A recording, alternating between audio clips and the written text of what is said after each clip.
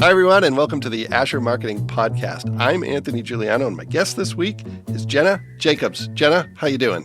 Great. Doing well. I am surprised you wanted to do this. You know, maybe I think I accepted it and didn't think about the consequences. You are one of the most unassuming, and I mean this in a very good way. I'm also delighted you decided to do it. You're one of the most unassuming, behind the scenes. So this is great. We're going to push you outside of your comfort zone, hopefully not too far. But it's all going to be fine. We're just going to talk about your whole life. How's yes, that sounds great. Okay, all right. So as you know, we talk about career path. We talk about the place you work, which is kind of meta because it's Asher. We'll talk about that. We'll talk about some of the stuff you work on. Feel free to talk about the people you work with. Tell the people the real truth about the people you work with. Right. Yeah. All right, so let's start with career path. So you grew up not in Fort Wayne. Where did you grow up? Correct. I was actually born in Arizona, and I lived in Nevada for 5 years, and then moved. And that was related to your dad's career, correct? Yeah, correct, in casinos. Okay. Yep. All right. So Arizona, I cut you off, sorry. Then where were you after that? Evansville. Okay. Evansville, Indiana for the rest of my youth and teenage years, and then Carmel for my senior year. Okay. Fort Wayne since 2013. All right. So your initial career interest, is it photography? Is that what you first want to do? Yeah. So I went to school for photography and art history, actually. Yeah. So that was my career path at the time. And then I got very burnt out on it. So why'd you get burned out? I found that something that I love to do as a creative outlet became very stressful when I had to stick to all these confines of the assignments and, the projects, and I didn't love it anymore. Yeah. So my senior year, I actually took an intro to advertising class. Oh, wow. Okay. Yeah. So it's the only kind of communications class that I took. Yeah. So do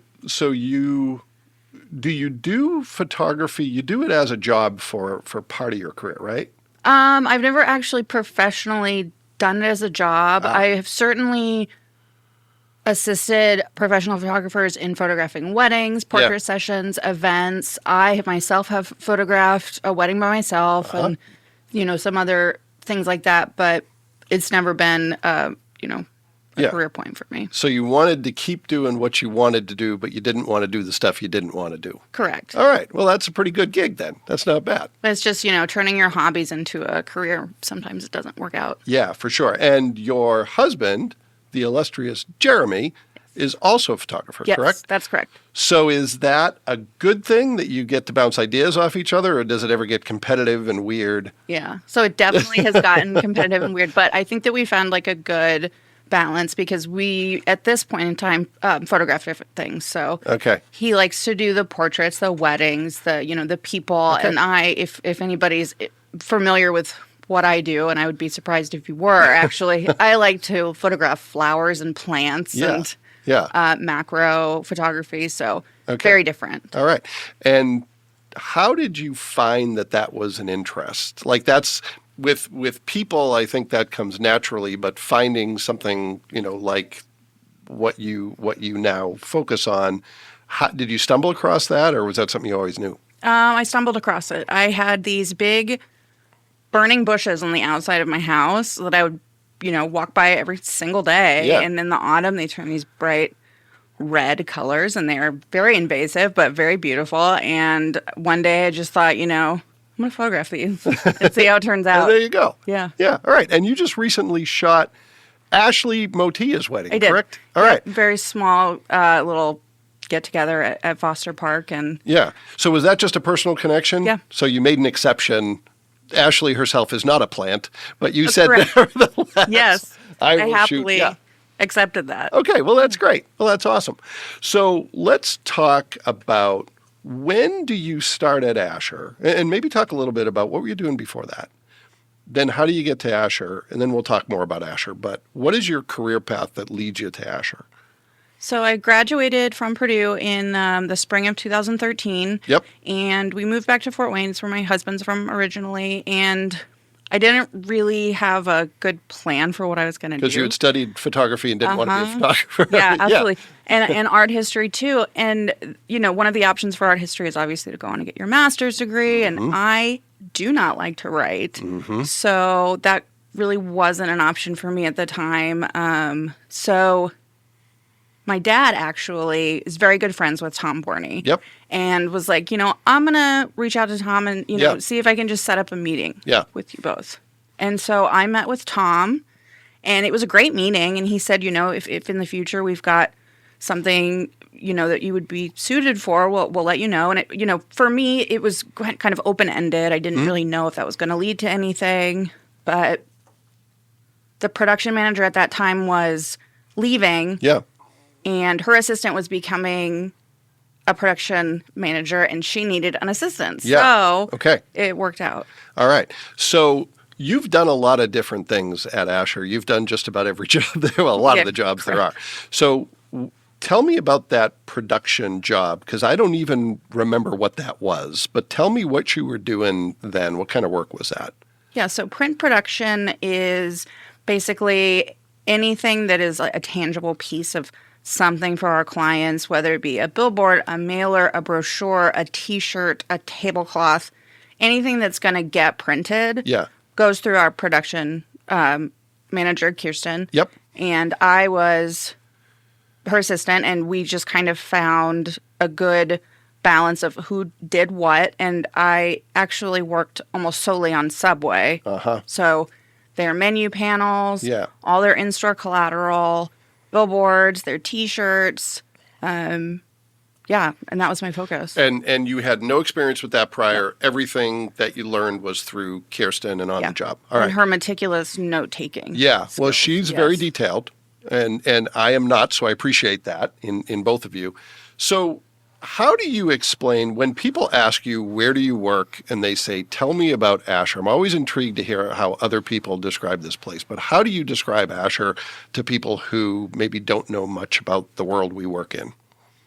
To be honest, I don't know if I get the question a lot. I do say, I work at an advertising agency, and now I'm a, project manager, and basically, I say this with so much love and appreciation that I am a glorified assistant, and I love it. Yeah, yeah. So let's talk about what that means, though, because you do a lot of stuff, and you've done a lot of different things. Because you had the production piece, and then did you move right into social media?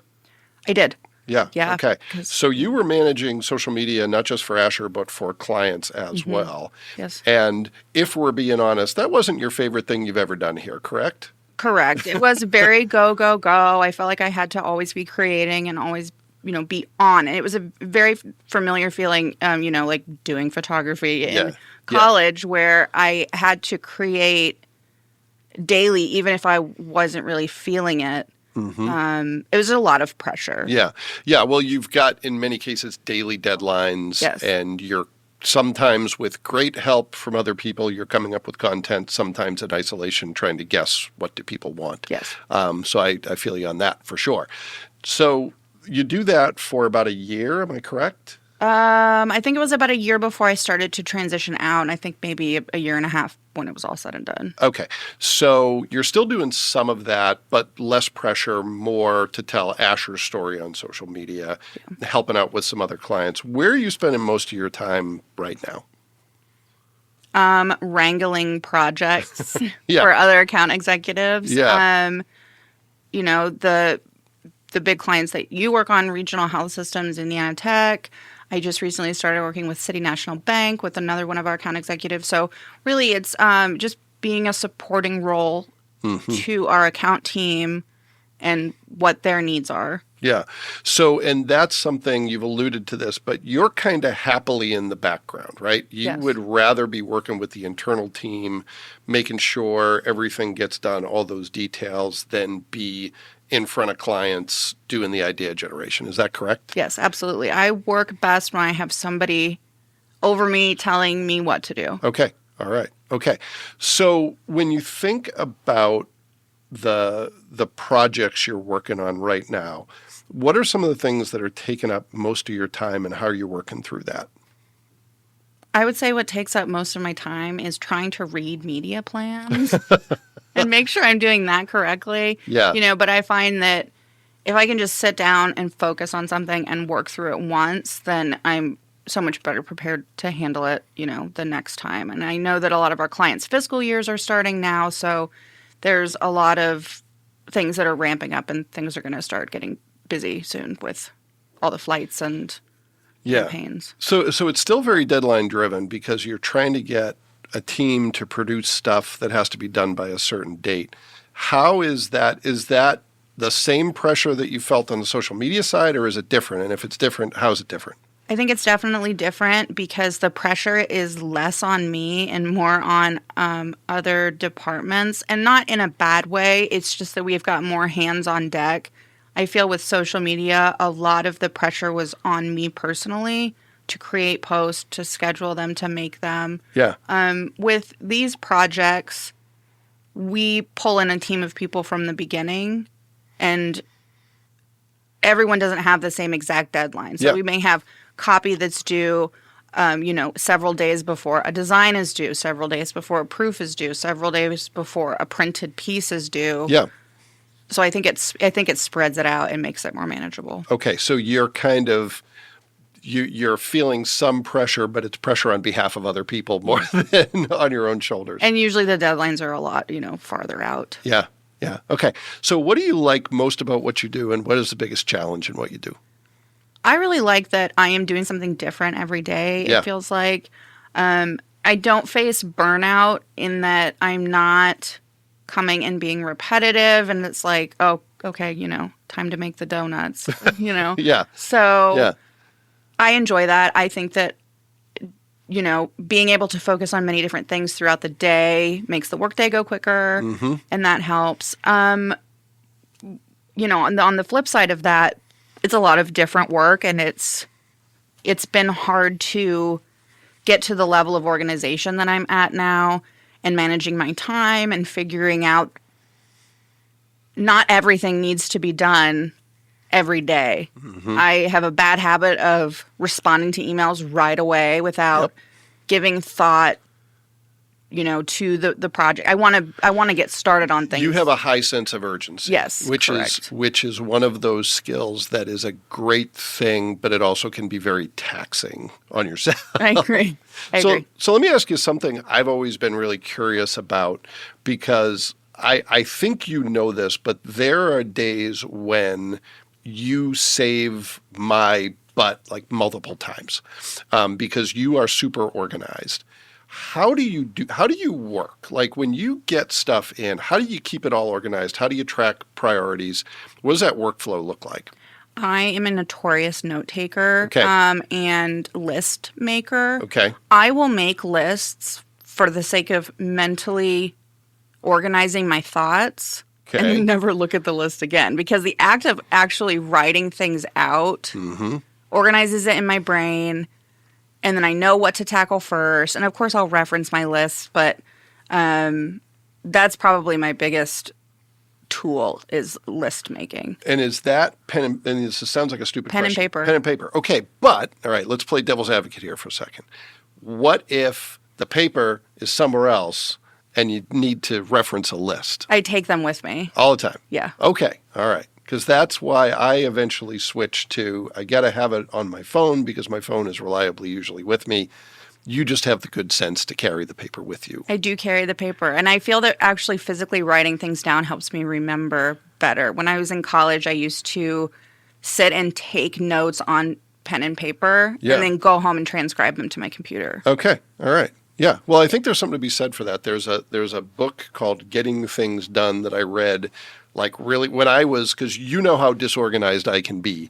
And there was this book, I was like, I'm going to get fired from every job I have if I don't get my, sorry listeners, shit together. I need to figure this out. So I read this book and I was like, oh, it's not just me, it's most people. One of the things that they said in this book is your head is for having ideas, not holding them. And I would try to keep stuff up. And you can't see this because it's a podcast, but I'm pointing at my head, and that didn't work. So now, even small stuff, I don't always write it down, but I type it so it's trackable. Yeah. But I think there's something to the process of the tactile thing about writing that reinforces it in a different way. Yeah. I would definitely agree. Okay. So I'm going to pivot to a few questions that are kind of shorter, but they might end up longer, and it doesn't really matter. The first is about career success and fulfillment. Now, I know you're super humble, but you are the glue in many cases that holds this place together, and a lot of people rely on you. What have you learned in being in that role that allows you to be successful? And what have you learned about being happy at work? I would say that I've never been at a point where I've been super unhappy with what I'm doing. I find a lot of fulfillment in helping people get things done that they need to get done. Yeah. And I'm, you say humble, but I'm really happy just being in the background and not even necessarily being recognized for the things that I do. I just like to make things easier for other people in any way that I can. No, that's not really common in the world we live in, because there's a lot of showy people, myself included, who like to be the center of attention. And we've worked with others, Turner Watson, for one, hi Turner, who like to really be sort of that focal point. What would be your advice to someone who maybe is more, for want of a better term, introverted, or more, interested in being in the background?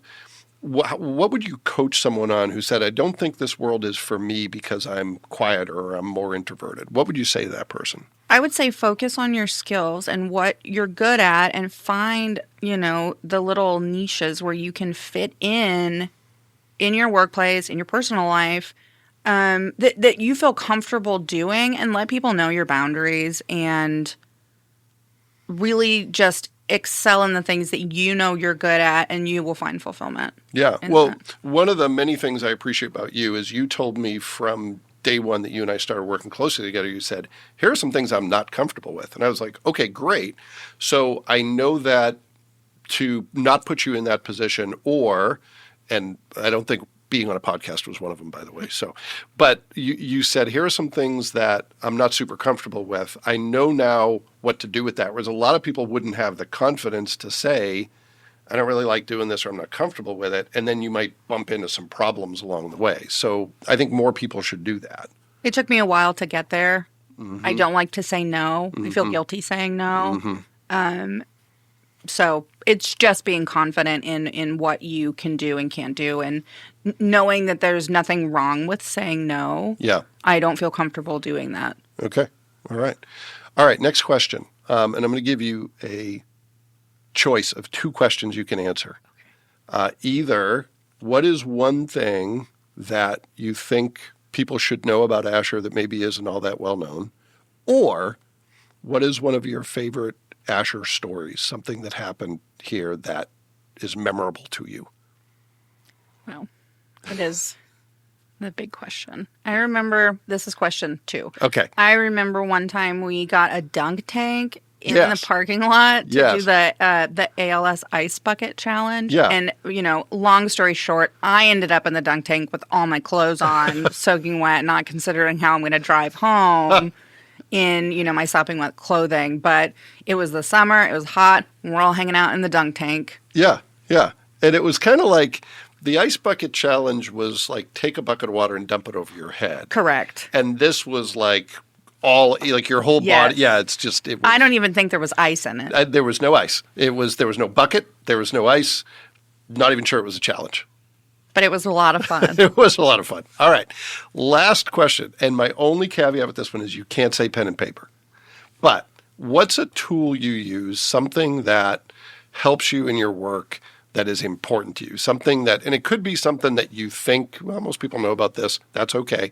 Or maybe it's something most people don't know about this that is super important to you. That is a difficult question. I'm going to go a completely different direction and say music.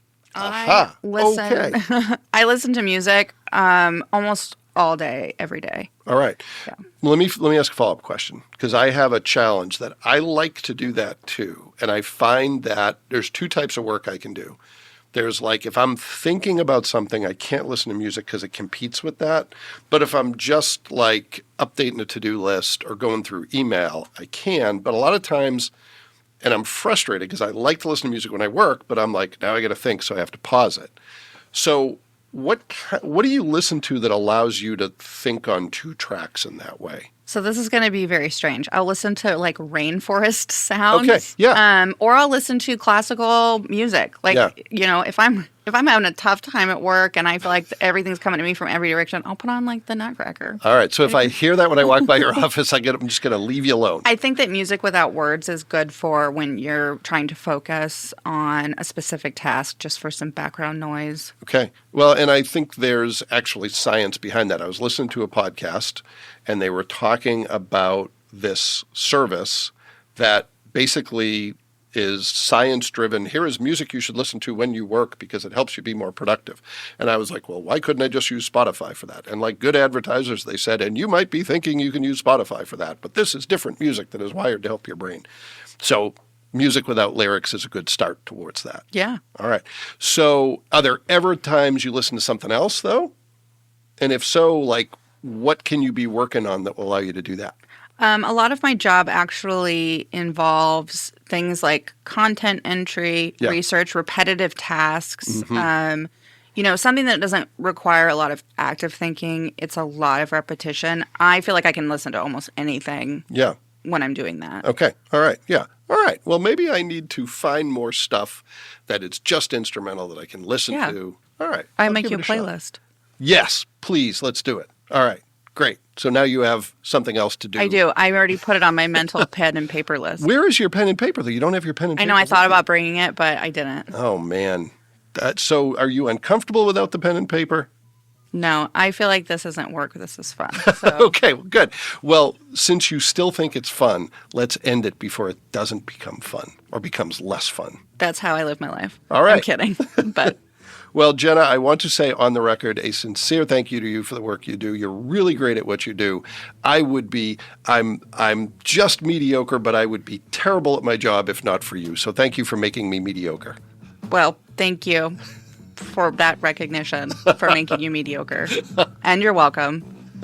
All right. Well, and thank you for everyone who listened to this podcast, whether you are mediocre or above average, or even maybe below average. We appreciate you listening. And we'll be back next week with another great guest. And Jenna will go now find her pen and paper. Absolutely.